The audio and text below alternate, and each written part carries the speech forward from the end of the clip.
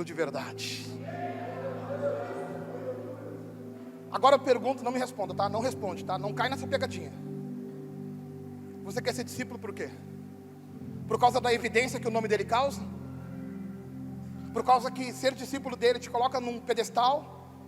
Ou você quer ser discípulo porque você vê que ele é o modelo que você sabe que tem que ser seguido?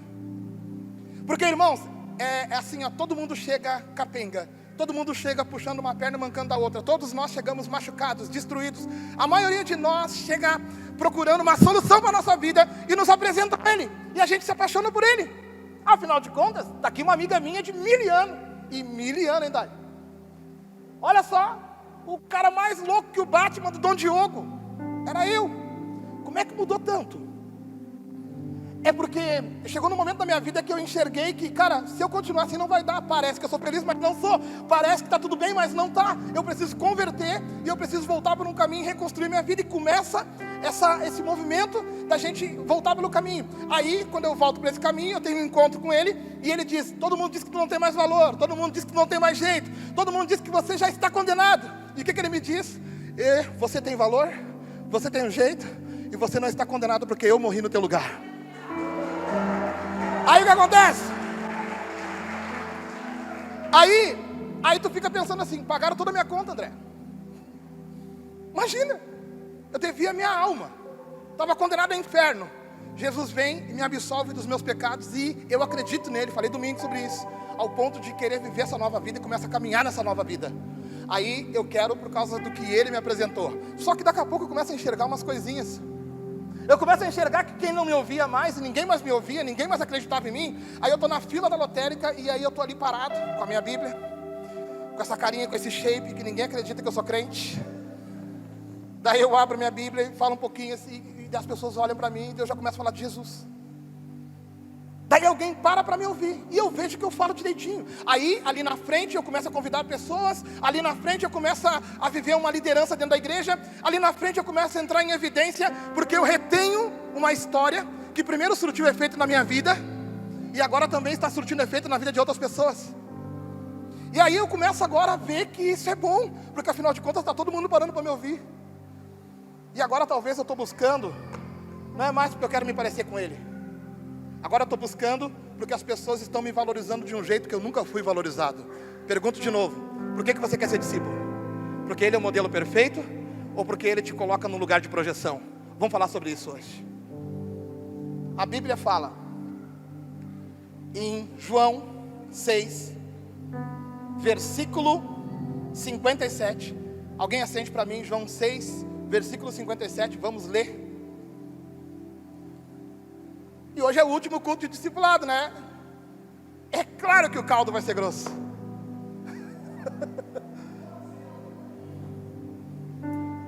Vamos à leitura? Todo mundo achou? Olha o barulhinho das Bíblias. Oh glória. João 6,57 diz o seguinte: assim como o Pai que vive me enviou e eu vivo pelo Pai, assim quem de mim se alimenta também viverá por mim. Esse é o pão que desceu do céu. Não é como o caso de vossos pais que comeram o maná e morreram. Quem comer esse pão viverá para sempre. E estas coisas falou Jesus quando ensinava na sinagoga em Cafarnaum. Ou seja, ele está pregando dentro da igreja. Muitos, pois, dos seus discípulos, ouvindo isso, disseram: duro é este discurso, quem pode ouvir? Mas sabendo Jesus em si mesmo que murmuravam disto os seus discípulos, disse-lhes: isto vos escandaliza? Que seria, pois, se visse subir o Filho do Homem para onde de primeiro estava? Versículo 63. O Espírito é o que vivifica, a carne para nada aproveita. As palavras que eu vos tenho dito são Espírito e são vida. Mas há algum entre vós que não creem. Olha que forte isso. Mas tem uns no meio de vocês que não creem. Daí tu pensa: deve ser a pessoa que está do meu lado, porque eu estou na igreja. Aqui era uma igreja cheia de pessoas querendo ouvir uma história que entusiasma. Essa história não tem que te entusiasmar, essa história tem que te transformar. Você tem que sair daqui dando respostas segundo Cristo, e não empolgado com as histórias, porque é uma linha tênue. A gente começa dando respostas ao que nós aprendemos com Jesus, e daqui a pouco nos detemos somente a falar bonito como Ele. vaso, bênção, glória a Deus, quá, quá, quá. Aí o pastor vira anomalia no meio do povo. Chega, cumprimenta os irmãos. Aí, e aí, irmão, firmeza? Como é que tá? Daí os caras olham e pensam que a gente é anomalia. Ai, as músicas que tocam lá não são de Deus. Então toca exatamente a que tocava na época de Jesus.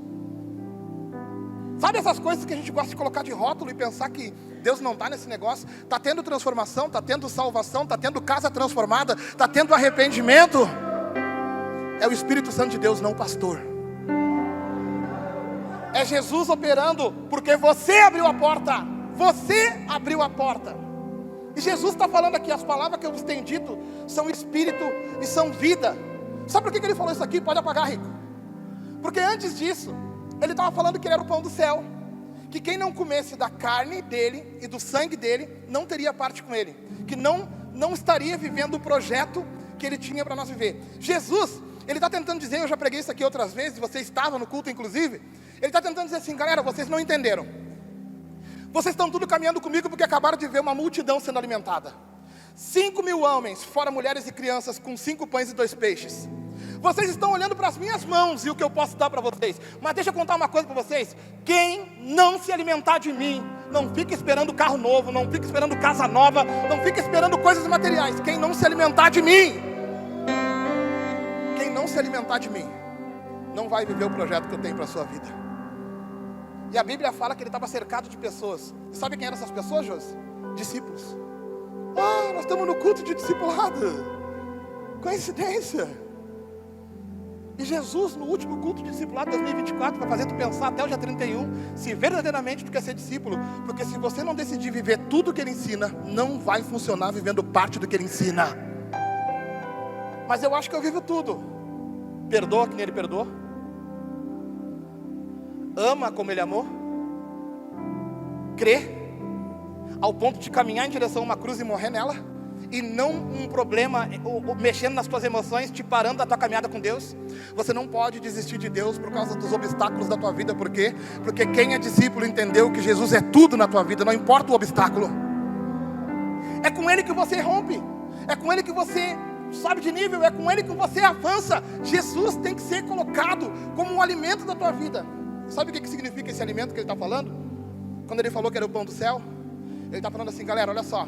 Se vocês não estiverem dispostos a praticar tudo que eu ensino, parte disso não vai funcionar. Praticar parte do que eu ensino não vai dar certo. E só que na hora que ele pegou e falou que tinha que comer da carne dele e o sangue dele, disse que um bandão de gente, principalmente os fariseus, que se julgavam espirituais, já começaram a dizer assim, esse cara está louco. Ele está falando que tem que comer da carne dele e do sangue dele. Está louco, eu não vou ficar perto desse cara. Aí os discípulos ficam tudo quietinho, paradinho. Jesus continua ensinando os discípulos. Ou seja, os fariseus que queriam destruir Jesus por causa do poder que Jesus representava. E não era um poder que ele queria, era um poder que Deus deu para ele, para cumprir o projeto. Os discípulos que já tinham sido convencidos. Sabe aquele que já tinha vivido um milagre? Até aqui eles já tinham visto tantas coisas, irmãos. Até aqui eles já tinham tido experiências com Deus. Quem aqui já teve experiência com Deus? Eles estavam que nem você. Eles já tinham experiência com Deus suficiente para dizer, Jesus é o cara, eu vou seguir esse cara. Aí Jesus para tudo e começa a falar assim, olha só, eu sou o pão da vida, tá? Se vocês não se alimentar de verdade de mim, se vocês não estiverem dispostos a viver do jeito que eu estou ensinando a viver de verdade, na totalidade, e aí, mais uma vez, você se avalia sentadinho nessa cadeira e pensa, eu acho que eu vivo isso. Vou pegar agora uma situação, tipo aquela cena da mulher adúltera que foi trazida e pega em adultério, tá? Não vou falar quem não tem pecados que atira a primeira pedra. Mas quem não julga? Quem aqui não julga que atire a primeira pedra? Se você ainda julga pessoas, você está precisando deixar isso para trás e viver a totalidade do discipulado de Jesus. Mas pastor, tu também julga? Sim. Mas quem disse que eu sou super-homem? Quem disse que eu sou melhor que tu, velho? Pela misericórdia eu falava com Deus aqui hoje. Pai, como é que pode? Eu, pai. E ele falou, eu uso as coisas loucas desse mundo para confundir as sábias. Eu pego quem não é e transformo no que é. leitura que a gente acabou de ler, irmãos, ela diz bem claro que muitos não creram. Que muitos não creram, versículo 64, mas há algum de vós que não creem, pois Jesus sabia desde o princípio quem eram os que não criam e quem era o que havia de trair. Ele fala assim, ó, eu sei que muitos não creem, ele sabia os que não criam, e deixa no singular, eu sei quem vai me trair. Talvez você não é o traidor, mas talvez você não crê na totalidade ao ponto de viver toda a palavra de Deus. E sabe o que isso está causando na sua vida? O impedimento do projeto perfeito de Deus fluir através da sua vida. Vamos continuar a leitura? E continuou: por isso vos disse que ninguém pode vir a mim, se pelo Pai não lhe for concebido. Por causa disso, muitos dos seus discípulos voltaram para trás e não andaram mais com ele. Depois que Jesus fala, olha só, ou vocês tomam um posicionamento e decidem que eu sou o mestre de vocês e o padrão para a vida de vocês, ou vocês vão colher os frutos de quem vive meia vida com Deus. E aí diz que os caras falam assim, ó, mas quem que consegue isso? Quem consegue ser perfeito? Quem vai conseguir? Sabe qual é o nosso problema? A gente vê a dificuldade e pensa, não vou nem tentar. Tu esqueceu quem está contigo? Que tudo pode naquele que te fortalece? Tu esqueceu do Deus que pode fazer qualquer coisa através de você? Por que tu não está tentando? Por que tu está jogando a toalha no meio do processo, quando tem um Deus que pode te capacitar para te concluir todo o processo que Ele tem para a tua vida? Talvez você se olhe no espelho hoje, e eu não sei quais os teus problemas, eu nem preciso adivinhar. Você está pensando que determinadas áreas da tua vida não tem como mudar mais nada. Tem sim. Tudo, exatamente tudo, é possível ao que crê. E você tem que ter essa convicção. E aí você pensa, mas eu creio, então vive. E aí às vezes você está dizendo eu creio, mas não está vivendo. Tipo o pai daquele menino. Você crê? Eu creio, mas me ajuda na minha falta de fé. Talvez parte do processo hoje é você dizer para Deus, Deus, olha só, eu acredito em todas as histórias, inclusive tenho experiências contigo, mas tem coisas que eu não consegui ainda vencer. Como por exemplo, perdoar quem eu tenho que perdoar, não julgar quem eu tenho julgado. As coisas, Pai, que hoje foram expostas na palavra de Deus, que Jesus não era. Quem foi que Jesus julgou? Pregado numa cruz, os caras zombando dele, e ele olha para o céu e fala assim, Pai, perdoa-lhes, porque eles não sabem o que estão fazendo. E a gente está dizendo que quer viver a totalidade do discipulado, mas a gente não está querendo mergulhar por falta de confiança. Porque se você mergulhar, Deus não vai fazer as coisas do jeito que você quer, mas Ele vai fazer as coisas perfeitas, porque Ele criou elas assim. Você tem que entender que depois de uma certa idade a gente começa a tomar as nossas decisões e ter alguns frutos, tá? E aí por causa desses frutos você começa a adquirir algumas coisas, você começa a reter algumas coisas, você começa a ter as suas pequenas vitórias, e a partir de agora você quer controlar os resultados, controlar todas as coisas. Quando Jesus te chama para o discipulado, Ele está dizendo, me entrega toda a tua vida, que eu quero fazer o que eu quiser dela a partir de agora. E aí a gente na emoção diz, não Senhor, toda a minha vida é tua, tudo que eu tenho é teu. É Ele, por Ele que eu estou gastando a minha vida. Se você entregasse de verdade, você até podia sofrer situações que machucam no meio do caminho, mas o Consolador te consolaria imediatamente. Você até passaria por processos doloridos, porque é inevitável, porque os discípulos foram cerrados no meio, decapitados, jogados aos leões. Mas diz que eles sorriam. Diz que teve um que fugiu. Quem lembra do fujão? Pedro. Que diz que quando pegaram ele depois, porque depois ele encarou a verdade, falou assim, não, eu não fui chamado para fugir, eu fugi porque eu gerei expectativas diferentes, eu quero viver o que Deus tem para a minha vida. E quando pegaram Pedro, foram crucificar ele, e diz historiadores que ele sorria na hora que ia ser crucificado. E quando esticam os braços dele e começam a martelá-lo, ele fala assim, ó, vocês fazem um favor para mim? Fala, vira essa cruz de cabeça para baixo, porque eu não sou digno de morrer que nem meu mestre. Eu não tenho medo da dor que eu vou sentir, porque eu tenho uma promessa viva queimando dentro de mim. Quem tem promessa viva queimando dentro de ti, nada pode te abalar. Quem tem promessa viva queimando dentro de ti, você pode sentir dor de dente, pode sentir dor no pé, pode estar com a conta negativa e um diagnóstico na gaveta, mas quem tem promessa viva sabe que o teu Deus está no controle. Ele está no controle e pronto. Ele sabe o que está fazendo e pronto. Assim se vive os discípulos de verdade. Mas está doendo. mas Ele está no controle. Mas está difícil, mas eu sei que Ele está no controle. Sabe aquela história de colocar na bicicleta? Talvez você viveu. Aí tira as rodinhas. Comecei a olhar para as carinhas para ver quem é que caiu quando tiraram as rodinhas. Aí vem o pai, ou a mãe, ou quem cuidou de você, e vai correndo com você e solta. E aí você vai apavorado, não me solta, não me solta, não me solta. E aí ele vem correndo e te pega. E aí tu, não caí. Aí vai contigo de novo. E aí tu dá umas pedaladas e ele vem e te pega, porque você não sabe frear, pelo menos eu não sabia. Aí ele tira as rodas, te empurra, e daqui a pouco tu sai no pedal. E quando tu olha para trás, tu tá empolgado, focado no que tu tá fazendo, o que ele te ensinou a fazer, tu nem nota. Ele não está mais ali para te dar segurança, porque você foi para um outro nível. Agora você sabe andar de bicicleta. Ele permite que você vá a lugares, que viva coisas. Mas se caso cair, Ele é o primeiro a vir correndo para te levantar. Mas machucou, Jean William, ralou, mas foi por causa desse ralado que tu aprendeu a andar de bicicleta, né? Foi por causa... Não, é que eu achei que a vida com Deus, a gente nunca mais se machucava. Eu conto ou vocês contam? Eu achei que a vida com Deus era 100% bênção.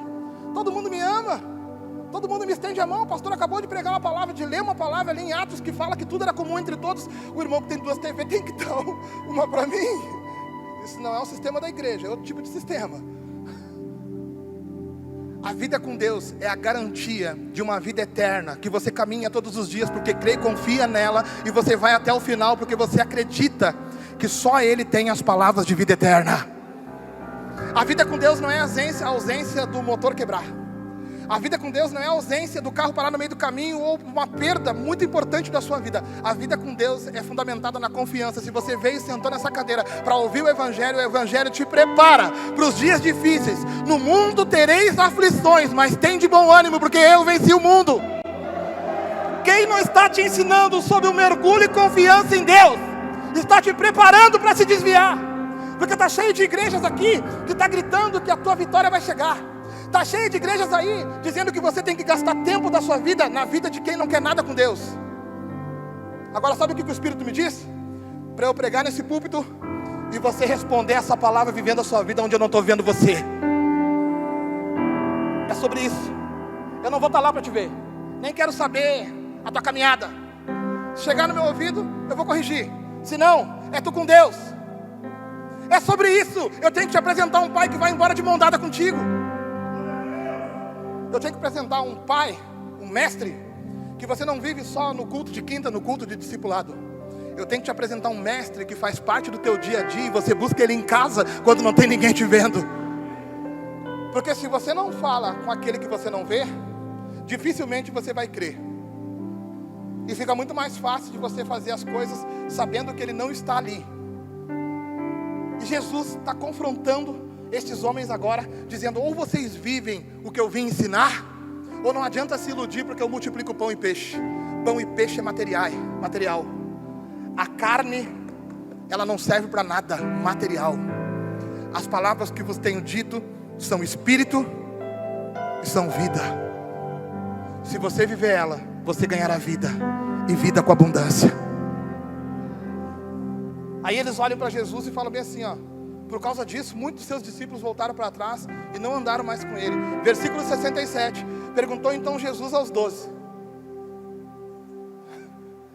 Perguntou o quê? Vós também desejais ir embora? Pastor, sabe que eu estava achando que essa igreja aqui era diferente. Eu achava que ninguém ia ficar me confrontando nas práticas, que até mesmo ninguém sabe, mas eu não me sinto à vontade. Não sou eu, é o Espírito Santo de Deus que está trabalhando na tua vida, te constrangendo. Sabe aquela historinha? Parece que o culto todinho foi para mim. Não tem nada a ver com isso. É Ele que te ama, se preocupa contigo e está te dando a oportunidade de ser transformado totalmente.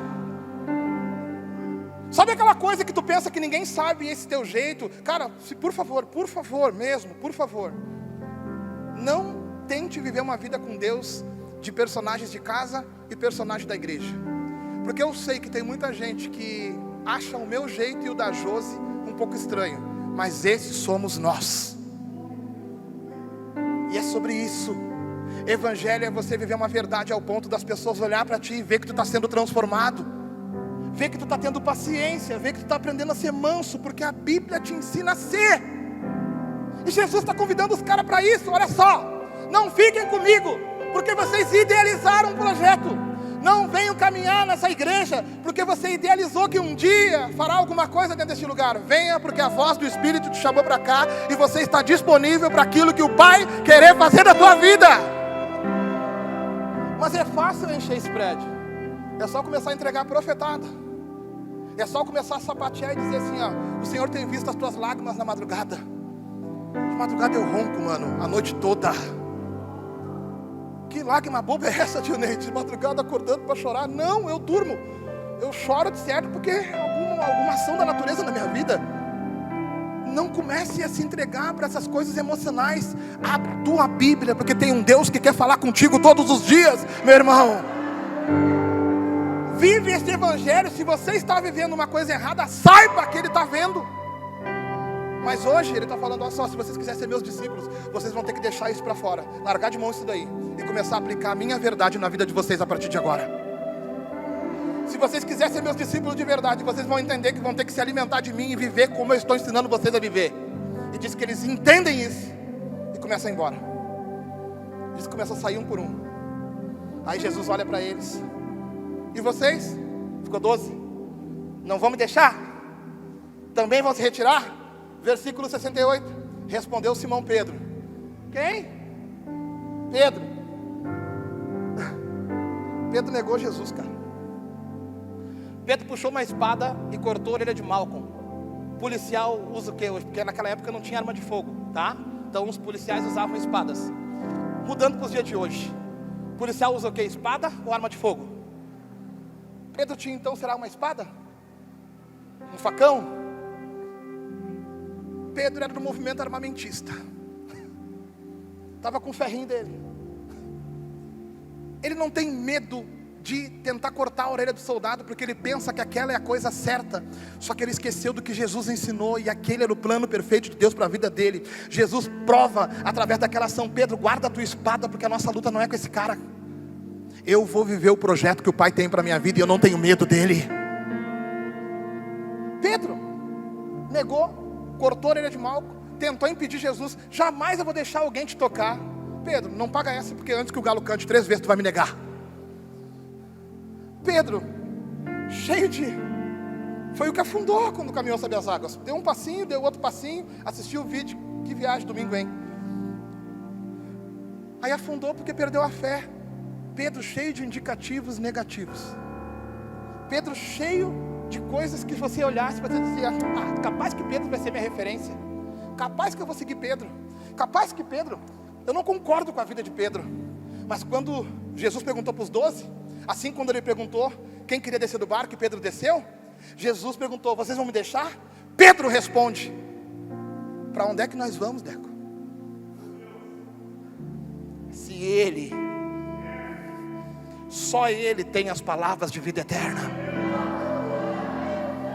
Eu sei que eu sou falho, fraco, pecador. Eu sei que eu tenho vários defeitos. Eu sei quando me olho no espelho que eu tenho muitos problemas. Eu sei das minhas debilidades, mas eu não abro mão de continuar seguindo o caminho, a verdade e a vida.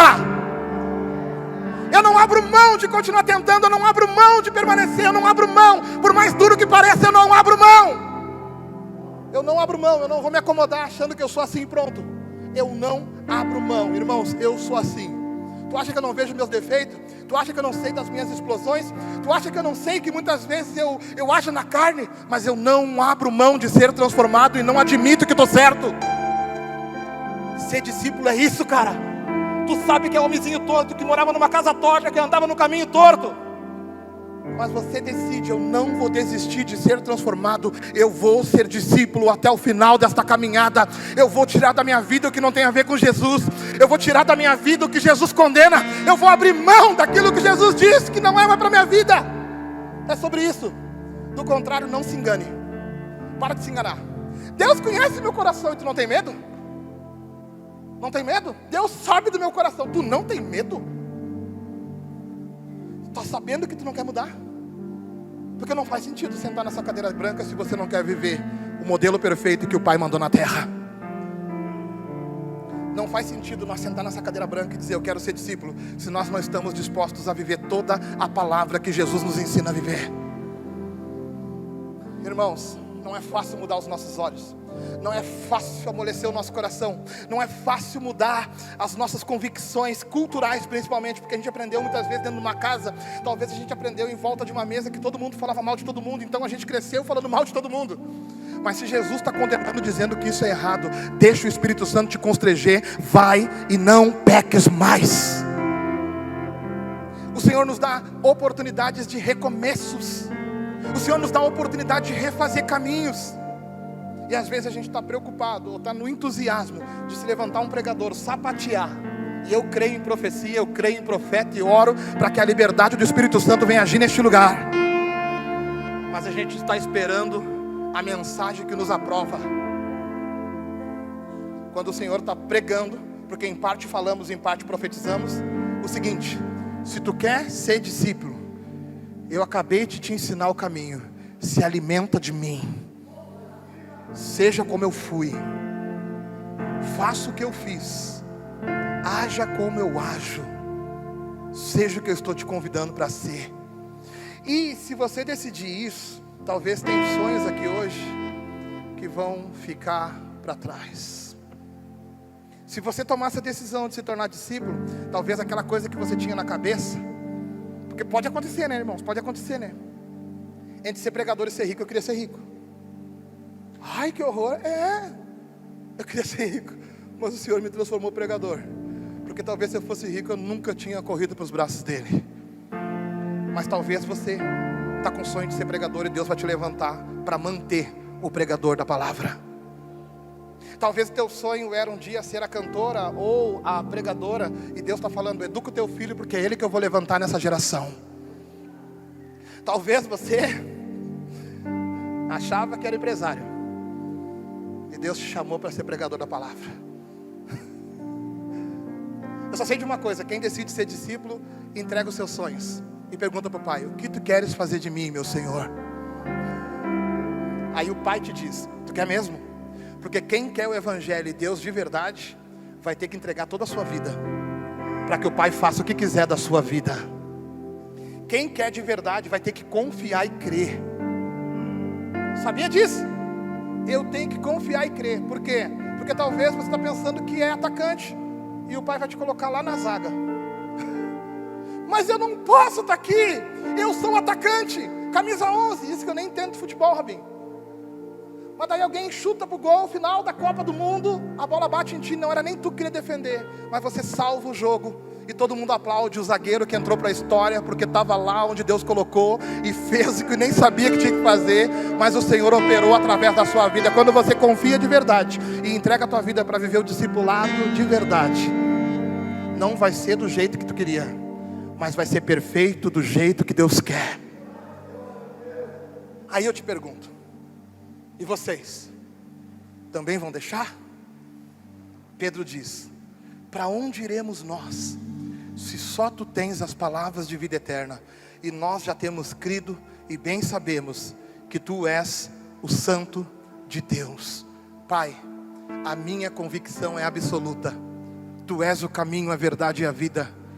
Pode acontecer o que for comigo no meio do caminho, as minhas emoções não vão me separar de ti, as minhas lutas não vão me roubar de ti, a minha fé não será abalada por causa do que eu estou passando, ou porque não aconteceu o que eu imaginava. Pai, tu és o meu Pai, eu creio nisso, e em ti está a esperança da minha eternidade. Isso é ser discípulo. E aí tu pensa, como assim, pastor? Deixa eu te contar, eu não sei quem é quem, tá? Mas diz que teve um que pegaram, esse eu sei quem é, Estevão. Colocaram ele no meio do povo. Fala aí, ô diácono. Estevão, o diácono. Fala aí, diácono. Qual é a caminhada? Não, é que vocês mataram o Filho de Deus. Vocês mataram o caminho, a verdade e a vida. Mas não se preocupe, Ele ainda assim pode salvar cada um de vocês. Ah, quer dizer que tu vai sustentar isso, sabendo que tu vai morrer por causa disso? Ele ri e diz, morrer? Vocês acham que tem poder para me matar? Eu tenho uma promessa. Eu tenho uma promessa. E vocês não têm poder sobre a minha vida, porque eu entreguei a minha vida na mão do meu Pai. Tudo está no controle do meu Pai. Diz que Estevão é apedrejado. Diz que o sangue começa a escorrer pelo rosto. A visão dele começa a se fechar e ele mal consegue enxergar. Mas diz que quando ele olha para o céu, ele vê Deus, vê Jesus e o Pai e o Filho dizendo: vem, Estevão, já estava te esperando. Eles acham que isso daí é o final. Isso está recém começando. Bem-vindo, amado do meu Pai.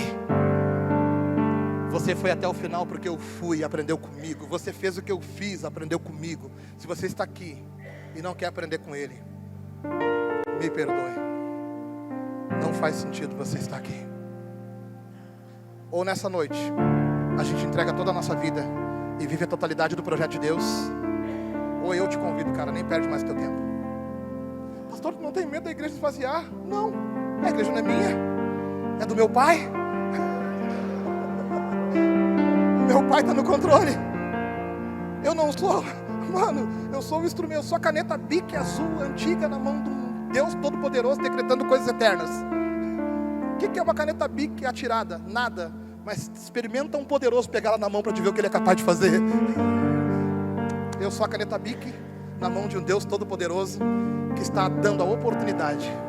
E vocês vão me deixar ou vão se entregar totalmente a partir de hoje?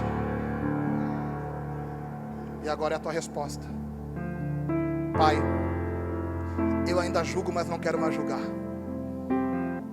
Eu ainda retenho uma mágoa, mas eu quero perdoar. Eu ainda tenho falhas e defeitos, mas eu concluo como Pedro: para onde é que eu vou, se só tu tens as palavras de vida eterna da minha vida? Pai, eu não consigo ver esperança, mas eu decido confiar e me entregar. Pai, eu olho para o meu futuro, eu não consigo ver nada, mas eu confio que o melhor caminho é contigo. Pai, eu olho lá para frente, eu não consigo ver saída para o meu problema, mas eu permaneço contigo e eu vou até o final contigo. Pai, eu quero ser totalmente transformado e eu decido ser o teu discípulo definitivamente nessa noite.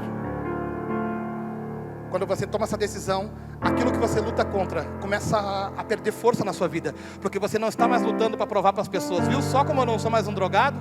Viu só como eu não sou mais um perdido? Viu só como eu não... Porque durante muito tempo eu tentei provar para minha família que eu era um cara bom, que eu era agora convertido, e eu não consegui provar nada para ninguém, porque eu não tinha força para sustentar aquilo ali. A partir do momento que eu falei: Pai, eu quero viver por tua causa, o Senhor começou a trabalhar de uma forma diferente. E hoje eu vejo Deus alcançando a minha família para a honra e glória do nome dEle. Viver o discipulado, ouvir uma mensagem de Cristo, não te custa nada. Viver o discipulado vai te custar tudo.